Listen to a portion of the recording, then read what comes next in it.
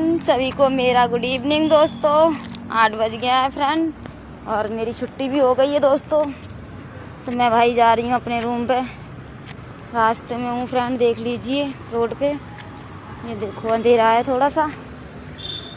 भाई क्या करें, इतना लेट छुट्टी होती है दोस्तों हमारी। देखो मैं रोड पे आ गई दोस्तों। ये देखो फिर अंधेरा आ जाएगा, शॉर्ट कट जाएंगे, फिर पार्क पड़ेगा। एक गाड़ी निकल रही है दोस्तों। और आप लोग कैसे हैं सारे लोग दोस्तों? मैं बढ़िया हूँ दोस्तों। अभी ड्यूटी से निकली हूँ और अब घर पे जाऊँगी तो खाना बनाऊँगी जाके दोस्तों मैं। आप लोग कैसे हैं सारे लोग फ्रेंड? मैं बढ़िया हूँ, बहुत ही अच्छी हूँ दोस्तों।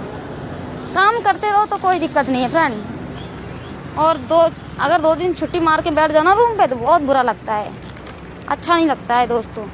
ऐसा लगता है पता नहीं कितने बीमार हो गए हो। काम करते रहो, शरीर भी सही लगता है और अपने